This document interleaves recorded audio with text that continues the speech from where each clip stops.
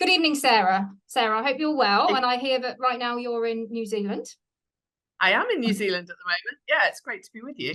Oh, thank you so much. I'd like to introduce Sarah, Dr. Sarah Heath, who first and foremost is a supporter of StreetVet, which is the reason we put the reason that we put the National Human Animal Bond Awareness Day together in the first place. So quick introduction about Sarah. Excuse me reading this, but there's a lot. So Sarah is both RCVS and European Vet Specialist in Behavioural Medicine, as well as a Certified Clinical Animal Behaviourist, and so much more. She was made a Fellow of the RCVS in recognition of her work in establishing behavioural medicine as a veterinary discipline. And we're so pleased to have her time tonight, this morning, to talk to us about a subject that we know is quite emotive. So we're using her expert knowledge and highly respected views on how we can, as best we can, prepare our pets and very often ourselves for the upcoming firework period. So, Sarah, we were talking earlier, but fireworks aren't just November the 5th anymore, are they? No, there's an extending season of fireworks, really. So we've got November the 5th, which obviously for those of us in the UK is probably thought of traditionally as firework or bonfire night, firework night. When I was a child many years ago, it really was the 5th of November, and sometimes the weekends either side of that you might get some fireworks, but really we didn't get them at any other time. But obviously now Halloween, people tend to use fireworks as well at Halloween. And then we have Diwali, which obviously moves around a lot. So last year was in October. This year will be on the 12th of November. So it extends that season quite a lot in a lot of areas. So over the 5 days of Diwali, or over bonfire night and the adjoining weekends, or Halloween and the adjoining weekends, we can get into weeks of fireworks potentially. Then we've got New Year. And again, when I was a child, no one let off fireworks at New Year. That just wasn't a thing. But now it's fairly routine. Loads of people have fireworks in their gardens. And the trouble with New Year's Eve is it does tend to be garden fireworks as well. Whereas with bonfire night, it did start to move away from the garden and into more organised events. Mm-hmm. That hasn't happened with New Year's Eve because people tend to be at home. So it's much more likely to be in the garden, and therefore more potentially damaging for dogs and in adjacent homes. And then we also have the celebratory firework now, which we didn't have again decades ago. So you have a 50th birthday party and you let off fireworks, and you have a wedding and you let off fireworks. And so fireworks have become much more integrated into other celebrations. And then depending where you live in the UK, there's also been this move towards concerts in sort of stately home gardens with firework displays and concerts and those sorts of things. So it's just become far more ubiquitous across the field of fireworks, not having them in a narrow window like we used to have. No. And I suppose, although there have been petitions for silent fireworks, that's not gone anywhere, has it, at this time? So we can't expect this to be banned anytime soon. So we have to. It hasn't been taken on board by those in power, unfortunately. There was some restriction of sound, but nothing that was anywhere near of any use for the other species. So it may have reduced the sound slightly for the human animal from complaints from humans, but in terms of our other animals that we're concerned about, dogs and cats and other species, then because of their different hearing range, none of those sort of sound limitations have made any difference at all to the animals that we're concerned about. Interesting point there, because I don't know myself, and perhaps you could tell us, dogs for certain and maybe cats, what is their range of hearing when we consider ours? What's the comparison? I think it's really difficult to know exactly, but we sort of say to caregivers, think about multiplying that sound by about 10, and then what would you think of it then? How bearable would you find it then? But that's just a ballpark figure. Okay. I'd have to go back to my data on hearing ranges to be absolutely sure. That is all out there. You can compare hearing ranges between different species, but certainly dogs and cats are way up there above human animals in terms of their range. So it's much more significant to them than it is to us. Okay, I'm going to be a little bit controversial here because it's International Cat Day today. So let's talk about cats and fireworks before we talk about dogs, because I often get told dogs always come first. So today we're going to turn it on its head, and we'll just what should cat owners be aware of? What are the sort of advice, what is the advice or rules that we should share with cat owners, certainly first-time cat owners, when we're coming into that period? Yeah, cats are a little bit more challenging. They are less likely to show very obvious fears and getting into states of being sort of pathologically fearful around fireworks. And we'll talk about that difference between pathological fear and fear that's actually abnormal, and fear that's actually justified. But for cats, I think one of the biggest problems is, obviously in the UK, we have a tradition of indoor-outdoor cats. And so getting your cats in before it's dark at this time of year, when we're coming up to fireworks, so obviously not this time of year, but in October, November, can be difficult, because obviously we know that dawn and dusk are the times when they're most likely to be enjoying themselves outside, and it's hard to get them in. But I think that's probably the most important thing, is if you can bring cats in before it gets dark, that is ideally, that's going to help. Sadly, fireworks are not only let off in the dark, the majority are, because you would think all of them would be for the whole sake of seeing the sky, but there are people who do let them off in daylight for some bizarre reason. So it's not going to get round every potential firework, but I certainly would get cats inside. Okay. The other thing is, sorry, if they're not used to it, do you advise that they take some time to get cats used to coming in at the time when they're not supposed to be in, or they're not naturally coming in? Yeah, if you're not used to calling your cats in, that can be a problem. So if they're just really free roaming and they have free cat flap access all of the time, need to remember that just taking away something that a cat is very used to can induce the emotion of frustration. Right. So if you just, close the cat flap and you never normally do that, then you could have some issues of cats really getting distressed by being confined. Obviously, they don't realise there's now this danger outside that we know is going to happen, and they don't. So they can be then frustrated and get, cats that are scrabbling at the cat flap, or worse, are starting to urine mark in the house because they're keeping them indoors. So it would be better if you could to do some training, if you like. And we don't think about training cats, but remember, training is just applying learning theory, and we're all learning all the time. So of course we can teach cats how to respond and how to accept coming inside. And cats respond very well to visual discriminating stimuli. So if you put a visual signal by your cat flap, modern cat flaps nowadays don't look different when they're closed. So when I was a kid, you used to put a plastic cover over your cat flap to close it. It looked very different when it was closed. Now we've got these little tiny kind of dial things on the bottom that you have to get down on your hands and knees as a human to check whether it's locked or not. So cats can't readily tell whether it's locked or not, but you can teach them by putting a visual signal.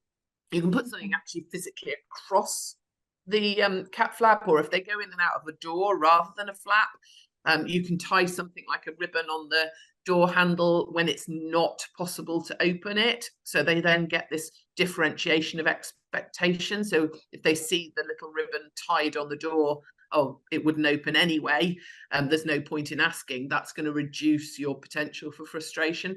So there are preparations we can do. And because, of course, a lot of them have the microchips as well, so they just are used to being able to come in and out. So yes, yeah, obviously we know it's now a legal obligation as well. So we want cats to be microchipped, which is excellent. But we want to make sure that they are microchipped. But that means we often go to things like microchip cat flaps, which are brilliant because they really help with intrusion of other cats and that sort of thing. But it has led probably to more complete freedom.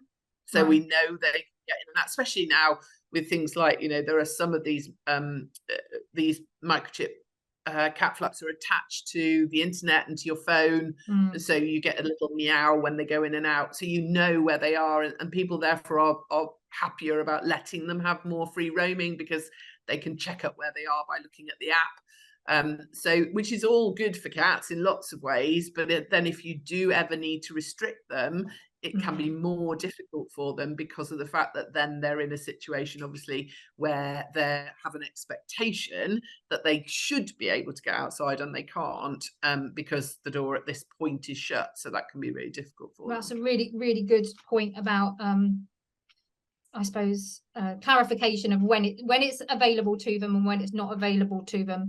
We've got just around, by the time people have seen this, it could be about 12 weeks or less to prepare animals for firework, period. Although we know it can be any time if there's a wedding venue down the road, etc., like you say, a party. So we have a bit of time to help train our cats. So let's move on to dogs. And for example, say somebody we'll come back. Tammy, we'll come back and mention. We'll come back and mention cats later when we talk about ways we can support individuals through it if we need to. Okay, so we'll come back. That'd be great. Later. Thank you. It's if, for example, a family have taken on a rescue this summer and they have no history, and it's coming up to their first winter and firework period, and they've got no history because the rescue centre have got no history about this dog. What can they do to prepare, because they don't know whether it's going to be accepted by that pet, or they've even heard them before? Are there activities or actions we can start now? Yeah, one of the things I would do if we have an individual we have no history of it, if you go to the Dogs Trust website, you can download sound files from Sound Therapy for Pets, which is a company that Dr. John Bowen and myself founded many years ago, and we gave those sound files to Dogs Trust again quite a few years ago now, so they are freely available to everybody. So if you go to the website and download the Sound Scary app files, then you can start those sound files at 0 volume. So make sure that your dog is completely relaxed and completely in a positive emotional state, and then just increase that volume really, really slowly. And what you're looking for is acknowledgement of the sound. And obviously, if they don't have a problem with firework noises, then you'll be able to keep increasing that with no detrimental effect at all, and up to the point where you can hear them as a human, then the animal is fine with those sounds and you know you haven't got a problem. But if you're increasing that really, really slowly, and you see not just the ear pinner start to move, but the dog's putting its head up and looking worried before you can hear it, so you need to just really, really slowly, remembering that dogs will be able to hear those noises way before you can, because of their hearing range, the difference in hearing range. So just increase it really slowly and use the ear pinner to judge whether the dog has heard. Now, if the ear pinner is just flapping, but there's no head movement, then they're absolutely fine. And we'll talk about how to use these sound files later for treatment, but this is just for finding out if your dog has a problem when you have no history. So just move it up and watch and look for that. And if you start to see any kind of visible over recognition, so basically you're using that really slow increase in volume, and you're just looking for, has it gone from just an ear twitch to a sitting up, and what is that? And that should be well before they're trying to leave the room. So what we don't want to do to test is put on a full volume firework noise, because if you have got a dog that's got a real problem, that's really poor welfare to do that. But also, if you've got a dog who hasn't got a problem but has never heard fireworks before, then you could induce a problem by presenting them with a full firework noise unprotected. So always, whatever you know about the dog, start at 0 volume, and that means you will not hear it. And I know humans can be difficult in terms of being a bit skeptical about things. So if you absolutely, if you're going, oh, I'm not sure if there are sound files or if what they're like, then make sure the dog's nowhere near you and turn the volume up and listen to them so you know what they are, and then turn the volume right down to 0 before you have the dog in the room, and then gradually increase it. And that will tell you what sort of level of sensitivity you've got. And obviously, if there is a level of sensitivity recognizably, then we'll go on to do something about that. And 12 weeks, so 3 months or so, probably is okay to start doing more preventative stuff.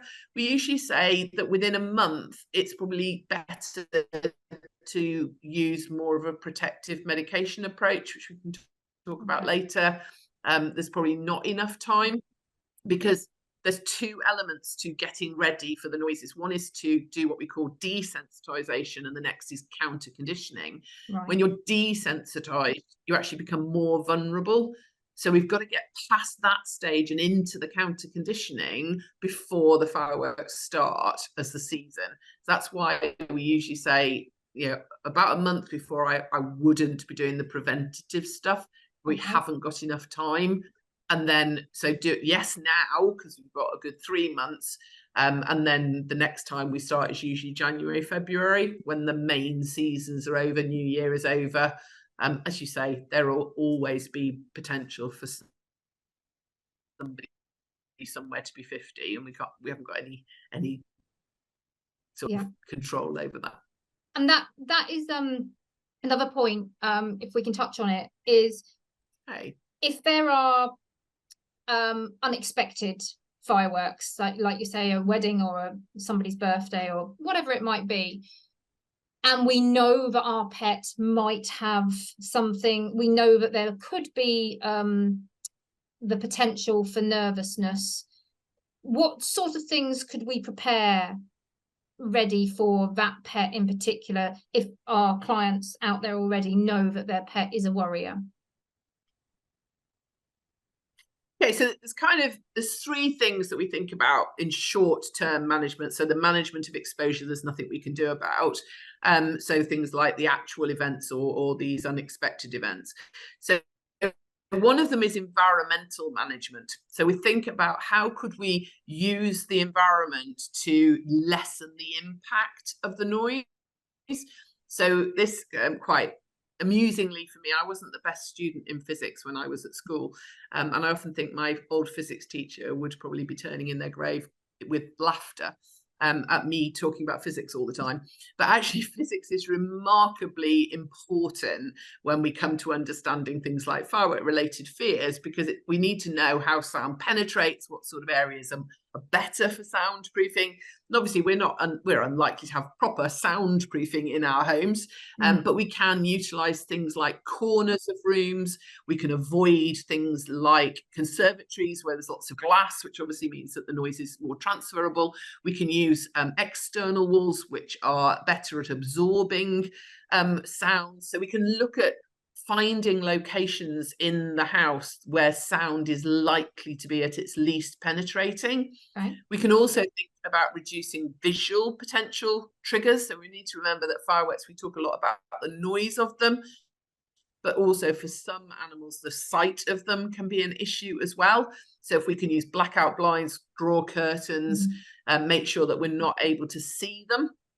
We can do things like make sure that that area is protective, in that they have a bed that they can bury in. So some dogs, for example, will go to bathrooms and pull towels off the radiator and bury their head under them. So we can create a sensation of denning, if you like, make sure that wherever it is we've selected for them as a potential hideout is really good in terms of physics, absorbing sound, but also in terms of the dog feeling that they are safe, that they're sound, that they've got some protection around them. So we can think about the physical environment and how we might modify that. Then we can also think about the humans.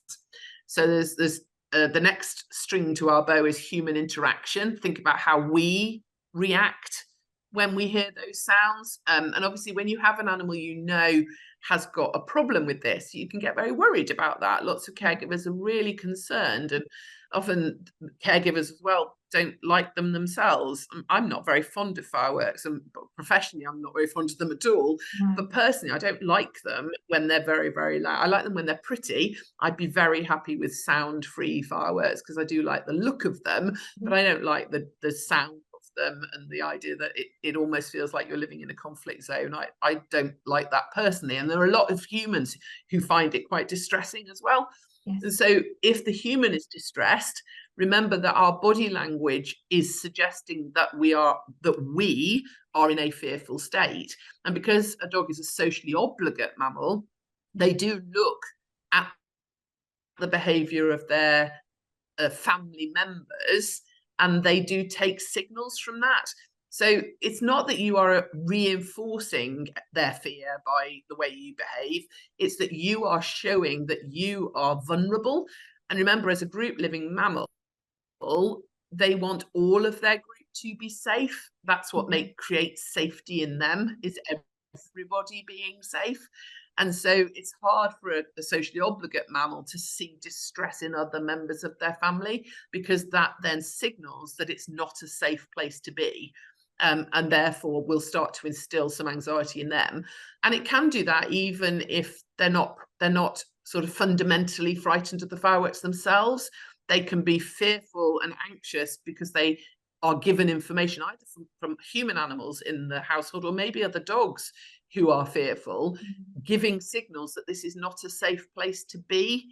And they may not connect that directly with the fireworks initially, but if that happens multiple times, then the fireworks can start to become a predictor. So they're not technically frightened of the fireworks, but the fireworks are now a predictor that the environment is not safe, because what they see in others tells them that. And then they will start to be triggered into a protective emotional state by the presence of the fireworks, even though they may not be directly themselves frightened of the fireworks, if that makes sense. It does. Would we, although I may not be fearful of the fireworks, but I want to comfort my dog, should I provide some comfort that I know will make him feel safer, better, or should I let him be and not overcompensate?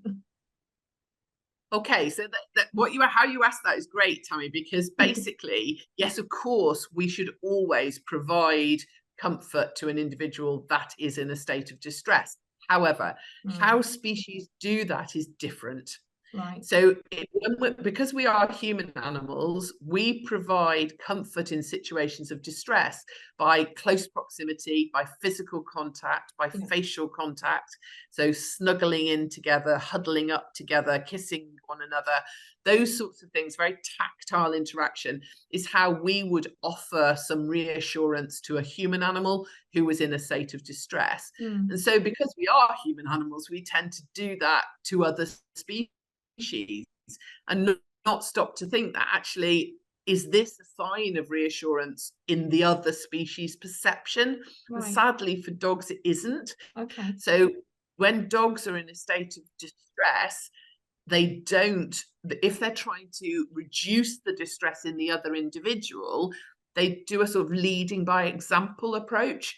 So they show that they are not distressed themselves by being relaxed and by showing signs of confidence. And if they huddle together, it's because they're both worried. Right. So it's not a sign of comfort. It basically just reinforces that everybody's worried when you go into really close proximity to a dog. And the same with touch. They don't use touch as comfort. So they don't huddle together for comfort, they huddle together for increased security because they're both worried. And therefore, if we go into a huddle, we cuddle them, we kiss them, we do things that as humans we would see as being reassuring, we can actually signal that we are worried, and that can make it a lot worse. So certainly don't ignore the signs of distress. Try, though, to react to those signs by making the environment, as we just talked about, suitable, but by being relaxed yourself, showing confidence yourself, showing no reaction to the fireworks yourself, so that you are leading by example, that you are fine.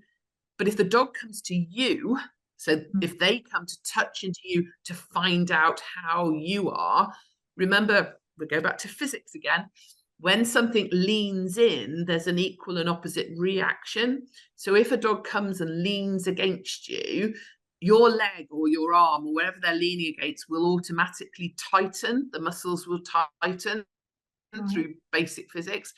So you need to learn to relax. So as they lean into you, just loosen your muscle tissue consciously. So the message you're giving back is, I'm in a total state of relaxation. I'm not getting ready to move. I'm feeling perfectly safe where I am. So when they lean into you, they get the information that says, oh, you seem fine. And that's, so again, leading by example, but definitely don't ignore signs of distress. It's not a case of ignoring them. It's a case of recognizing and then responding in a way that they understand to be reassurance, which is this idea of leading by example. That's eye-opening, and I'm sure for other people as well. I've just learned some really key points there, because I feel myself already going towards them to comfort and to feel them and to touch them, to go, it's okay. Yeah, it's exactly what you would do for a human. Yes, and we should do if a human is in distress, but they're a different species, so they show that in a different way. And then the third thing, obviously, so we've got our human, the way we behave, the environment we create, and then we've got medication, pheromones, nutraceuticals, other sort of adjuncts that could help, which are useful for preparing. Oh yeah, absolutely. Absolutely, yeah. So pheromones, adaptyl calm, creates a sensation of a safe location and a safety in your personal safety. So it comes from the intermammary sulcus of the bitch. So it's more about them being a safe individual wherever they are.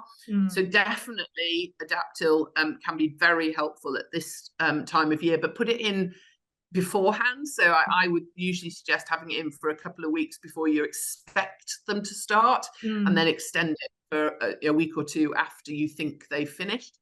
So have a constant supply of adaptyl during that time. The place to put the adaptyl diffuser is near to where the dog's expected to rest, so near to the bed location, because it improves that sense of personal safety.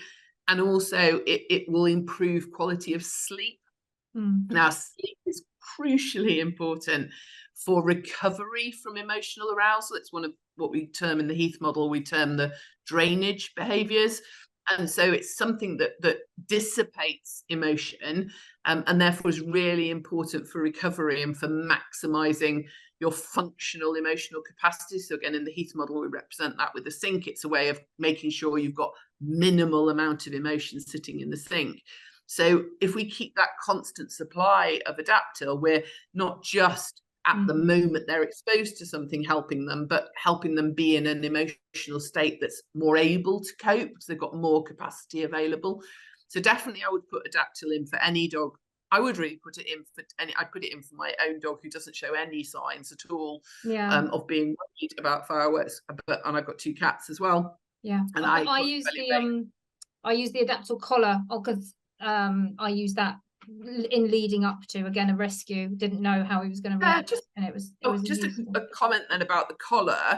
The collar obviously is useful for being able to give that element of support when they're outside as well, but I do find that the diffuser next to the bed is particularly beneficial. So we would usually say use the diffuser next to the bed for that extended period, and then if you want to use a collar, then fine, and you can use a collar as well as a diffuser.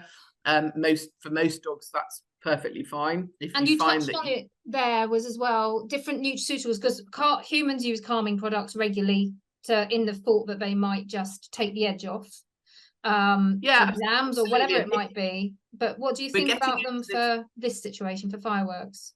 Yeah, definitely. Yeah, so we're thinking here about this animal who, remember, some of the sounds of these fireworks are really excessive, and these dogs are absolutely justified in being frightened, and anxious about when they're going to happen. So remember, fear is what happens during the exposure, anxiety is the preparation for that. And fear and anxiety are normal, beneficial emotions. We want fear and anxiety in our lives. We do not want to live in a world that's free of fear. Fear is really important for survival. Okay. And so fear and anxiety can be totally justified by fireworks. So the dog may be emotionally quite normal, but these fireworks are excessive, and it is right for them to be frightened.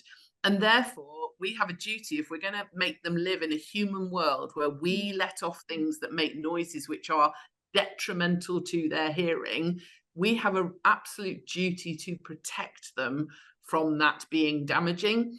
So we can do the environmental stuff and make sure that we lower the intensity of the sound. We can try masking sound, and to some extent that can be helpful, but just, you know, not for every pet. And also remember, it shouldn't be a novel sound that you mask it with. So if you never listen to Radio 1, don't put Radio 1 on when the fireworks go off, because you'll just start a predictor association. It has to be a noise you normally have. The classic, there was a lot of promotion, or is a lot of promotion, about classic FM being soothing. So you're saying that if you only play that when there's an issue coming, they'll associate that. They can do, yeah. So be careful. So if you're not a classic FM listener normally, then make sure you start doing that a few weeks before. So now, occasionally put it on, so that it's not a novel auditory stimulus that only happens when the fireworks happen. Otherwise you could start to get a connection. You know, the listener numbers of classic FM are now going to go up 2 weeks before fireworks, because you said that. Because people are getting their dogs used to it. I didn't think that we should do that before, and that's a really good point. And because also the nutraceuticals, sorry, you were talking about nutraceuticals. Yes, for animals who are not emotionally unwell, they're totally emotionally well, what they're responding to is frightening, then we can do things like Adaptil and nutraceuticals to try and boost their in terms of the nutraceuticals, we're trying to boost certain neurotransmitters which are associated with the more engaging emotional states. Now, those engaging emotional states are associated with things like dopamine and serotonin, so confidence and a sense of contentment. And we can try to manipulate those levels by using certain nutritional ingredients which are connected in the pathways of creating those neurotransmitters. And then we also have some neurotransmitters like GABA, which are inhibitory. They dampen protective emotion, they lessen protective emotion. And so we have GABA itself, and we also have things that compete at the receptors. So they increase information GABA-like activity. So they're not GABA itself. Things like milk proteins, colostrum. So there are lots of products. Adaptil make one, the chewable tablet Adaptil chews that they produce, which can be used in this way. There are lots of other brands. Limpmels make a You Move Calming Care, NutriCalm. There are many different commercial products on the market that are utilizing these different types of ingredients that are supporting those neurotransmitters. Now, the trouble is we don't have any quantitative information about these, because they don't have to be licensed like a medication. They don't have to do dose trials. They don't have to do placebo-controlled trials. So there's a little bit of controversy about them. But anecdotally, our caregiver reporting is very much they do help in certain individuals. Sometimes certain of these companies suggest you increase the dose if you don't see an effect. And again, we don't have dose titration studies, so we don't know what dose is needed. Certainly with the ones I've mentioned, I haven't seen that. I've seen the doses that are on the boxes being effective. But there are some other products on the market where I do know that people have said, oh, increase the dose. And it's probably that the dose in the medication is maybe not as effective until you increase it. So there's a little bit of concern over nutraceuticals. Personally, we do use them in our practice. I do recommend them, but with the caveat that it would be great, any of you companies out there that produce nutraceuticals, please do placebo-controlled trials. Please do some dose titration studies. I know you don't have to by law. I know it's very expensive, but if you would just do that, I'm sure we could increase the market share as well, because we'd have some evidence behind them, and that would be really nice to have. So it's a difficult one, isn't it? Because you have to have the stressor to then know whether it's effective or not. So yeah, but people are using it all the time, and it is possible to do placebo-controlled trials and dose trials. It's just there isn't a legal obligation to do it. So why would you do it if you don't need to? But I think from a scientific point of view, it'd be really nice if people would. But yes, I do support the use of nutraceuticals and pheromones. And then we have, moving into medication, if we feel either that the animal is emotionally unwell, so this response to these fireworks is actually excessive, even taking into account how frightening that noise can be. So if they are still showing the response at the same level, even though we've dampened the sound, and you know, so we're now getting into a fear anxiety reaction which is outside normal limits, or if we think that the damage that could be done to an animal who's emotionally well, but this is such an excessive onslaught of sound that we can't control. So maybe it's our next door neighbours who will not, you know, be cooperative, and they insist on letting off horrendous fireworks in the garden next door, and you have no control over it. Then we have to think in terms of damage limitation for your pet. And that's when we start to think about using medications. And it's really important to speak to your veterinary practices about how we can use medication to assist those individuals who are either overexposed through no fault of the caregivers, or are emotionally unwell, and therefore they are overreacting to the sound stimulus. Either of those populations would need medical support in order to limit that damage that could be done.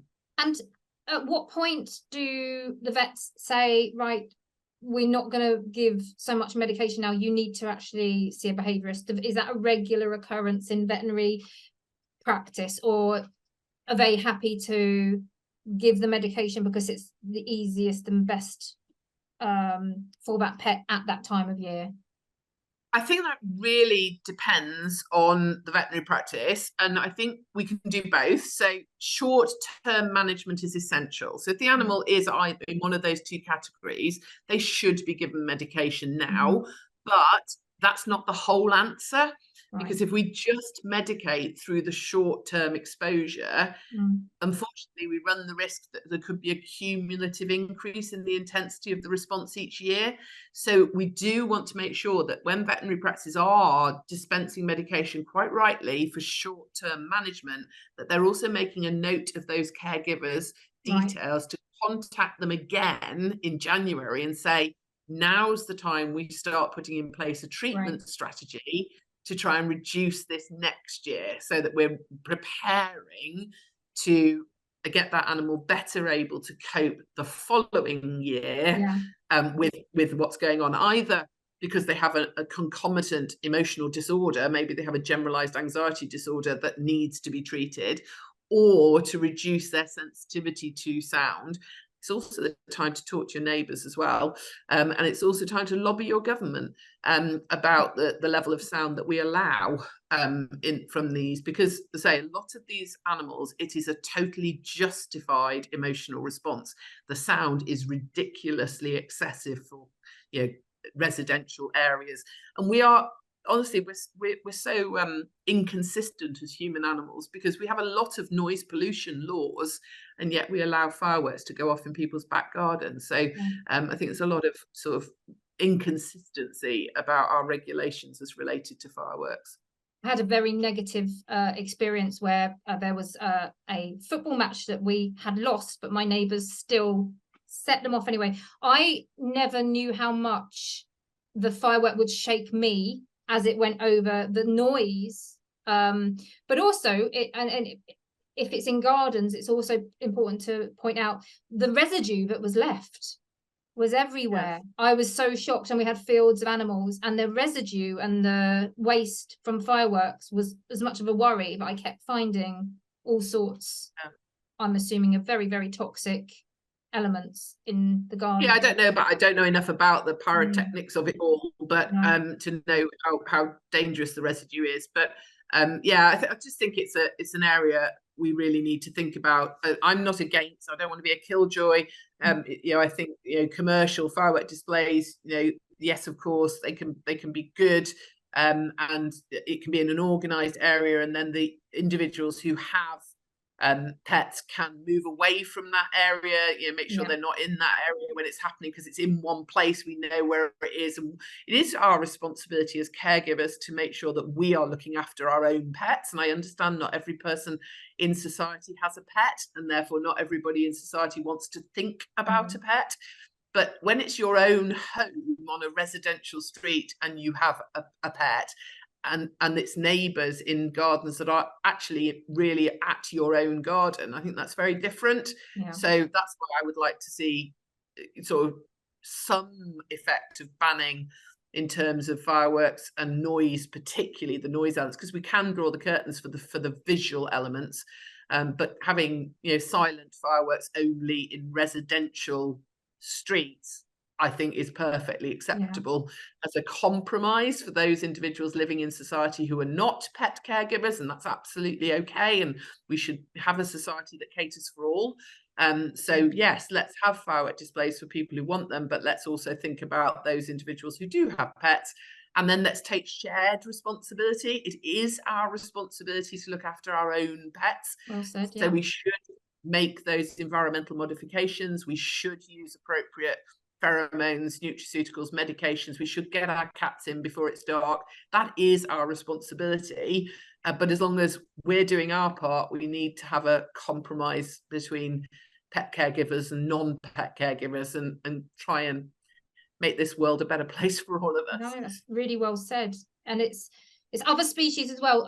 One question before we move on to other species is there breeds that are particularly anxious, or in your experience, are there breeds that worry more about fireworks, or is that not true? I think one thing we have to be really careful of, Tammy, with breed information is to always remember that there is more intra-breed variation than inter-breed variation. So within any breed, there will be individuals who are more likely to be anxious and fearful than others. And there are, you know, we could spend a whole day talking about that and all the different factors that are involved. So always remember, this is about individuals. However, having said that, there are some breeds who are bred genetically to have a propensity to anxiety. Remember, anxiety is a normal emotion. It can be very beneficial, has lots of advantages to it in terms of increasing sensory awareness, creating vigilance, increasing the tendency to ask for support and information. Now, those things can be very helpful in breeds that are working in certain ways. So, for example, gun dogs. If you want a dog who's good at gun dog work, you do want them to be anxious in a positive way. So as soon as I say the word anxious, I know people are going, oh, that's a bad thing, that's a bad thing. Fear, anxiety is a good thing when it's in the right place at the right time in the right proportion. Let's stop talking about fear as if it's a bad thing, because it isn't, unless it's in the wrong place at the wrong time in the wrong intensity. Then it's a problem. So some animals are bred specifically to enhance their level of anxiety so that they will be more vigilant, so that they will check in for instructions more regularly, and that makes them a better worker in those particular fields of work. So if you do have a dog from one of those types of breeds, then yes, you may have an increased, and it's a risk factor. Risk factors need to be remembered that they are just that. They're a risk factor. That doesn't mean that every gun dog is going to be very anxious at all, but it does mean that there could be a tendency. So yes, breed can influence behavioural states, and emotions, of course, are the driver for behaviours. So if you have a tendency genetically to have enhanced certain emotional motivations and made them more likely to be selected, then you will have slightly different behavioural tendencies. But within a breed, there will always be massive individual variation. Okay, understood. And is there a breed that you find that and again, taking into account what you've just said, but are quite calm in these situations? Is there a particular type that don't tend again, to... I wouldn't go for a breed. Yeah. But there are, some of the more specifically bred companion animals where their main function throughout their breeding has been for companionship rather than a functional drive. Okay. And then you can think about things like terriers are bred very much to be able to take one instruction and carry out a whole behavioural sequence without checking back in. One of the disadvantages of that real persistence is that it is also associated with a higher tendency to frustration. Right. So with a lot of terriers, you get them barking at fireworks, just getting frustrated by their presence, and showing a different behavioural response to them. So we can get variations in behavioural response depending on which emotional motivations are predominant. So remember that behavioural issues that we are concerned about can have very different causes. So people used to talk about separation anxiety. We don't use that term anymore. We talk about separation related problems, because you can have separation related problems that are based in anxiety, but you can also have them that are based in frustration or panic grief, or even desire seeking that is frustrated. So there are lots of emotions that could be involved in these situations, and the same with what drives the different behavioural responses to something like fireworks. If you were to have a new dog come into your house, and one was a gun dog, for example, and quite reactive, and one was a companion dog that completely was very chilled about the whole thing, can one's behaviour affect another's behaviour, or is it so individual, they're so strong-minded that they don't get affected by each other? No, they do get affected by each other. Right. Yeah, so we talked about that a little bit more when we talked about human-animal interactions, so human caregivers and how we interact.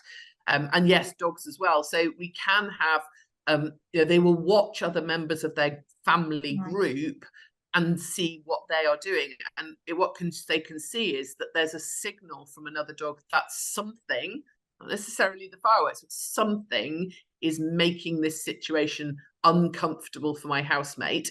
So my housemate is uncomfortable. Some dogs who are very strong, emotionally biased towards their engaging emotions, so very optimistic in their outlook emotionally, that won't affect them. So they'll go, you seem really worried, check their whole environment for themselves and go, I can't see anything to be worried about. And others will see their friend looking worried and go, I must have missed it. There must be something. I don't know what it is, but I'm sure I should be worried because you are. So they will become, so it depends on the emotional bias of the individual who's not overtly worried about fireworks. So if they are more pessimistic in their overall emotional bias, they may then take their cue of, well, although I don't know what it is I should be worried about, I clearly should be worried about something. Whereas they're more optimistic, they may just go, you seem really worried, I can't see anything, I'm fine. So it depends again on the relative emotional biases of the individual that you bring in. And we're talking about fireworks, but what other noises do you have owners ask you to help them with noise phobias? I'm assuming it might be thunderstorms or machinery. Is it always related to an experience, or is it something innate in them that makes them panic? It can be a massive range, and you can have overall noise sensitivity in an individual, which then means that they are more prone to having protective emotions when noises happen. So it doesn't necessarily mean there has been an unpleasant experience with that noise. In terms of comorbidities, we find that gunshots and thunder are very strongly correlated with fireworks. So if you look at the sound files again that you can freely download from the Dogs Trust website, in Sound Scary, that covers fireworks, gunshots, and thunder. Right. We also know that some domestic sounds that are inherently not part of a canine repertoire, they may be more likely to create problems. So some things like appliances, hoovers, traffic, those sorts of things. But anything that is not part of the normal repertoire of a species has the potential, of course, to create a protective response. So we can also do a lot of preventative work. So in the Sounds Therapy for Pets range, there's also Sounds Sociable. Now, Sounds Sociable is different, and don't use Sounds Sociable to treat a firework related issue. This is a preventative sound file, and it's 37 different types of noises which are extending outside the sort of normal repertoire for dogs and cats. You can use Sound Sociable for cats as well, but do not use the traffic for cats, obviously, who don't want them to become habituated to traffic noise. So basically, you've got a range of noises, and it means you can extend their exposure when they're young puppies to noises which are part of our world, which wouldn't normally be part of theirs. And that's a really extensive list of noises. There's no limit really to what could become a problem. The most likely ones are ones that are experienced in an adverse situation, or those that are not within the natural repertoire of that species and they haven't been appropriately exposed to those. I will be sharing the links for those, because I think that's going to be of great use to a lot of people. And we obviously talk dog and cat. With other pets, do you get questioned about other animals as well, and how they can, I mean, I'm assuming rabbits? Yes, absolutely. What else? I hope rabbits are already living in the house where they should be anyway, or if they're outside, that they've got, you know, proper ability to burrow. And there are some amazing ways of keeping rabbits outside, but with burrows and tunnels, and so that they can live more naturally. So if you have got a rabbit outside, I hope it's in one of those type of setups, so they've got somewhere to burrow. But if they haven't, they are outside in an inappropriate way, in a hutch or something like that, then please bring them indoors. Make sure that they're not left out in the garden in that sort of situation, and then reconsider how you're housing your rabbit. And then other species as well, you know, ferrets, those sorts of things that may also have outdoor existences. Again, make sure they're housed appropriately if they are outdoors anyway, but make sure they're indoors and in a safe, physically safe place, in terms of somewhere that will reduce that sound input. Do you think the smell, they can associate fireworks with the smell as well? I know they can't before the event, in the traditional time when we used to have bonfire night, certainly, you know, the smell of bonfires could be a trigger. So can going dark be a trigger for some dogs, that they associate going dark with the potential for this thing that they're scared of to happen, so they can refuse to go out in the garden. Sometimes we see them presenting as house soiling problems, and what it is they won't go outside in the dark because they're frightened of the noises that are outside at that time. So yeah, there can be other associated fears that can occur, and those dogs that where we would use medication I talked about before. So we've got short-term medications that can manage the exposure now, anxiolytics, that can reduce that level of anxiety, sometimes with some level of sedation for short-term management. We'd never use sedation in the long term, but just short-term over a few days. And speak to your veterinary surgeon, because there are different medications available, and if you are using those that have sedative properties, that if you're using them for extended periods because you're in a city area and maybe need to use them for a couple of weeks, you may need to wean off them afterwards rather than stop them abruptly. So please do speak to your veterinary practice. But then we have the other medications that we use for treatment, which are longer term medications. They take longer to take effect. They're no use for management, but they're useful in that January, February time when we start doing that longer term treatment. So so thinking about how we sort of tailor medications, if they've got these extended triggers, so they're more, you know, the dark worries them, the smells worry them, the sight of them worries them, I'd be more prone to use that short-term medication support as well. Okay, thank you. I think we could go on for hours, but I don't want to use up all your time. But it's interesting that obviously the StreetVet clients, majority have dogs, and of course they're out on the street when the fireworks will be going off locally. And I know that StreetVet do provide as much as they can in terms of preparation and nutraceuticals, etc., to help them. Have you got anything else that we could advise? There is some interest for those individuals who sadly are in that position to use things like noise cancelling headphones, and some dogs will tolerate headphones, but you do need to think about, again, preparing them for that.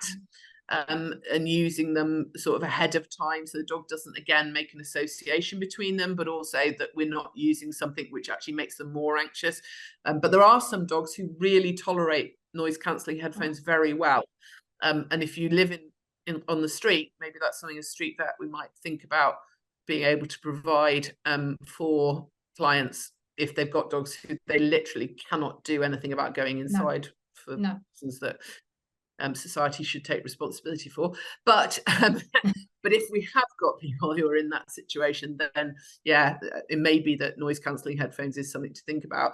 In the domestic home situation, there are people who do use them, but just be careful that you are using them appropriately and that the dog is not worried by having them used, and that they're not really too heavy as well, so you need like quite lightweight ones.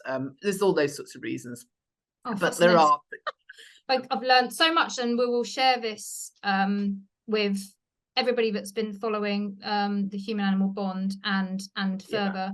Have you got any points about live on the day because of the technical problems from Australia? So I was in Australia at that point and we could not get a connection, so I'm really sorry I wasn't able to do it live. We massively appreciate your time and expertise on this. It is a subject that I think we need to encourage discussion now, having been speaking, and lobby your MPs as well, because we want societal change as well. We started another movement now this evening. We absolutely, because I have signed petitions, but it was not ignored. Let's say it was rebuffed by the people in power at the time, and I think the response was, and you touched on it, that more people enjoy fireworks than people that don't, and that I think was the answer, which was massively disappointing. I say that's why I think we have to be really careful as pet caregivers that we don't get on our high horse, start to be confrontational about it, because we have to respect there are people who love fireworks and don't really like pets and never had one and can't understand what the fuss is about. So it is important to try and get a dialogue going where we're all considering each other and we're looking for compromise and we're finding a way that we can make it better so that it's not detrimental to anyone. And that takes cooperation and conversation and tolerance and all those things that we're a bit short of in the human animal world. Well, I appreciate your time. I'm sure that maybe we'll call on your services again next year for another talk. Have you got any other advice for owners in this time, building up to October, November, December, I think January? The idea is prepare as early as you can. If you've left it a bit late, it's within a month, then major on the short-term management. January, February, don't forget it happened. And it is hard, it's easy, to forget, isn't it? Because it's short term, relatively. It's horrible when you're going through it, but it's amazing how quickly we forget. So if you don't make a note to yourself or speak to your veterinary practice and say, could you put me on a list to come back to me in January and February and talk to me about what to do next, because I don't want to go through this again.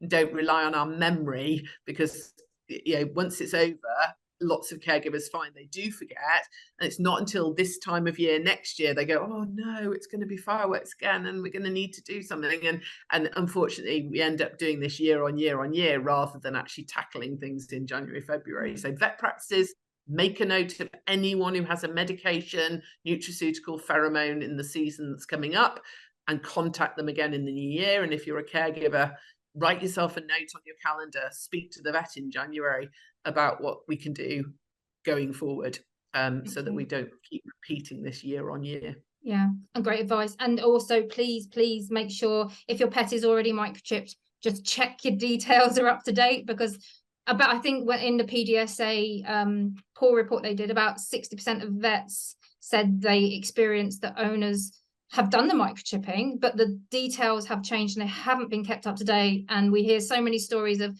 you see it on social media, sadly, so-and-so's gone missing, wrong details on microchips. So just please, it's so important if you do want to be reunified. And I guess the other shout out is to breeders to say, please, if anybody is breeding dogs, any cats, any domestic species, remember that the world they're going into as a domestic pet is not their own world. So they need to be prepared for that. And being a breeder is a massive responsibility. You've got the emotional health of those new dogs, cats, rabbits in your care, not just their physical health, also their emotional and their cognitive health. So that comprehensive health care of your animals is so important. And if we can start at the breeder level, preparing them for life in a domestic world, then that will make it a lot easier for them. So it's a really responsible job being a breeder. Oh, very well said. Thank you so much, Sarah. We'll stop recording now, and we'll call you back next year for more advice. So thank you from StreetVet, and thank you from the National Human Animal Bond Awareness Day, and for everything that you do. Thank you very much. Very happy to support StreetVet and everything. Thank you so very much.